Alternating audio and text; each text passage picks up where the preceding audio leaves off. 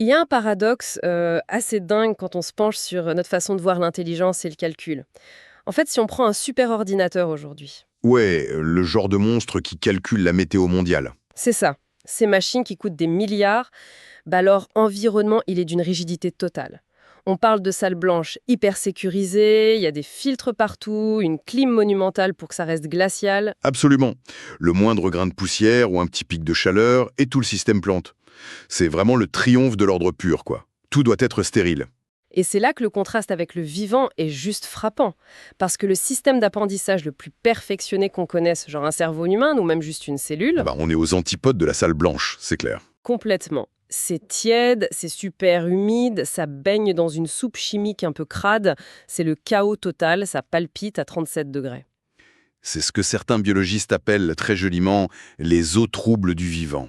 J'adore cette expression. Et la question qui nous vient tout de suite, c'est de savoir comment une machine aussi désordonnée, aussi bouillante de réactions aléatoires peut non seulement fonctionner, mais carrément écraser nos ordinateurs les plus parfaits. Et c'est exactement le grand mystère de notre exploration d'aujourd'hui. Totalement. Et pour comprendre ça, on va s'appuyer sur un texte fondamental, un ouvrage d'Henri Atlan qui s'appelle L'organisation biologique et la théorie de l'information. C'est un livre qui date de 1972 à la base, mais les préfaces qu'il a rajoutées en 92 et en 2006 montrent à quel point il avait enfin tout pigé avant tout le monde sur nos débats actuels. L'objectif de notre plongée en profondeur aujourd'hui, c'est vraiment de voir comment la froideur des maths et la chaleur chaotique de la biologie se croisent. Pour quiconque essaye de comprendre comment on apprend de nos erreurs, c'est indispensable. Et comment l'un explique l'autre surtout. Ça remet en cause des dogmes qu'on pensait intouchables depuis au moins 50 ans. Bon, décortiquons tout ça. Parce qu'il y a une expression tellement courante qu'elle est devenue une vérité absolue pour tout le monde. C'est l'ADN comme code informatique. Ah oui, le fameux programme génétique. Exactement. On en parle comme si on avait un petit Windows ou un Linux dans nos cellules. Mais d'où ça sort cette métaphore, hein? En fait, pour capter l'origine du truc, il faut revenir dans les années 60. C'est une époque de gros bouleversements croisés. D'un côté, on vient de découvrir la double hélice de l'ADN, La grande révolution de la biologie moléculaire. c'est ça. On comprend que des séquences chimiques permettent de fabriquer des protéines. Mais en même temps, dans d'autres labos, on voit naître les premiers vrais ordinateurs, avec la cybernétique. Donc les biologistes se retrouvent avec une mécanique microscopique qu'ils savent pas trop comment nommer. Et ils Et piquent le vocabulaire des informaticiens d'à côté, tout bêtement. Ils parlent de code, d'information. Ce qui est fascinant ici, c'est que cette empreinte vocabulaire a créé un piège redoutable. un piège, dans quel sens? Bah, au début, dire programme, c'était juste une métaphore, hein, un truc pédagogique. Mais très vite, cette image s'est figée en un dogme hyper rigide. On a arrêté de voir l'ADN comme une chimie complexe pour le voir comme un manuel d'instruction inaltérable. Ouais, ça a donné des idées un peu extrêmes, genre le gène égoïste ou l'organisme n'est qu'un robot de chair qui exécute un code. Exactement. Mais attends, je veux bien que ce soit réducteur, mais techniquement parlant, qu'est-ce qui prouve que cette métaphore du programme est fausse? Enfin, on apprend tous à l'école que l'ADN contient les plans de construction, non? Eh bien, la biologie elle-même a démonté ça. Atlan met en évidence des découvertes majeures dans son texte. Le meilleur exemple pour casser la théorie du tout génétique, c'est le prion. Le prion. C'est ce qui donne la maladie de la vache folle, c'est ça? C'est ça? Ou la maladie de Creutzfeldt-Jakob chez l'humain, une maladie neurologique destructrice. Mais un agent infectieux, normalement, c'est un virus ou une bactérie. Donc ça a son propre ADN pour se multiplier, on est d'accord. Et c'est là tout le paradoxe qui a sidéré les chercheurs. Le prion n'a rigoureusement aucun ADN, ni ARN, rien. C'est pas un virus, c'est une simple protéine. Attends, waouh, juste une protéine. Seulement, voilà, la forme de cette protéine, sa structure en 3 dimensions, est anormale. Elle est mal repliée sur elle-même. Je suis pas sûre de suivre. Comment un simple bout de protéine, sans aucun code génétique pour lui dire quoi faire, peut infecter tout un cerveau? Uniquement par contact physique. C'est purement mécanique. Quand ce prion mal foutu touche une protéine saine dans ton cerveau, le contact la force à se tordre et à prendre la même forme malade. Ah, genre un effet domino. Exactement. C'est une cristallisation de proche en proche. Zéro instruction informatique là-dedans. Ça prouve qu'une information biologique cruciale peut se transmettre totalement en dehors de l'ADN. C'est vertigineux en fait. C'est la forme physique qui crée l'information. Et le clonage alors? Parce que le texte en parle aussi. Et le clonage, c'est censé être la preuve ultime que l'ADN contrôle tout. On prend l'ADN d'un mouton, pouf, on a le même mouton. En apparence, oui. Mais si on regarde comment on clone une cellule adulte, ça détruit la notion de programme préétabli. Comment ça? Prends une cellule de peau adulte. Son ADN est verrouillé. Dans la métaphore informatique, elle fait tourner uniquement l'application cellule de peau. Impossible d'en sortir. D'accord. Pourtant, pour cloner, on prend le noyau de cette cellule de peau et on l'injecte dans un ovule vidé de son propre noyau. Et paf, la cellule oublie qu'elle est de la peau et se met à fabriquer un embryon complet. Mais qu'est-ce qui fait ça si c'est pas l'ADN qui change, qui appuie sur le bouton reset? C'est ce qu'on appelle l'épigénèse. C'est l'environnement autour du noyau, le fluide de l'ovule, qui va balancer des signaux chimiques pour forcer l'ADN à changer de comportement. Ah ouais, donc l'ADN subit les ordres de son environnement en fait. Voilà, ça désactive les gènes de la peau et réactive les gènes embryonnaires. L'ADN, c'est pas un programme, c'est juste une grosse boîte à outils. Et c'est l'environnement qui décide quels outils on sort. Ok, donc si je résume, la métaphore du code informatique s'effondre parce que l'ADN ne donne pas d'ordre, il négocie tout le temps avec ce qu'il y a autour de lui. C'est tout à fait ça. Mais du coup, si l'ADN n'est pas un vrai code, le mot même d'information biologique devient hyper flou. Comment on peut mesurer l'information dans la nature si on ne sait plus de quoi on parle? Et c'est pour ça qu'Atlan est retourné à la base mathématique de l'information, aux travaux de Claude Shannon, en 1948. Shannon, c'était pas un biologiste, si? Non, pas du tout, c'était un ingénieur en télécom chez Bell Labs. Son seul problème, c'était de transmettre des signaux téléphoniques de façon optimale. Ok, et elle dit quoi sa théorie? Parce que pour les gens en général, une information, c'est juste un message qui a du sens, une news qu'on lit le matin. Eh bien, notre intuition est complètement fausse là-dessus. Le postulat de Shannon, qui est très contre-intuitif, c'est que la signification du message, on s'en fiche royalement. Attends, vraiment? L'information, mathématiquement, ça n'a rien à voir avec le sens. C'est lié uniquement à la probabilité et à la surprise. Donc, si j'envoie un super poème, ou si je tape sur mon clavier au pif pour faire une bouillie de lettres, pour cette théorie, c'est pareil, hein? C'est même pire. La bouillie de lettres contient probablement plus d'informations que le poème. Pour Shannon, plus un truc est inattendu, moins il a de chances d'arriver et plus il amène de l'information. C'est assez chaud à capter. Mais imaginons un tournoi de tennis. Ça, c'est concret. Vas-y. On a le champion du monde, invaincu depuis 10 ans, qui joue contre un joueur du dimanche qui a gagné sa place à la tombola du club. Avant même le match, on connaît le résultat. Évidemment. Donc le lendemain, si je lis dans le journal « Le champion écrase l'amateur », la phrase a du sens, mais elle ne m'apprend rien.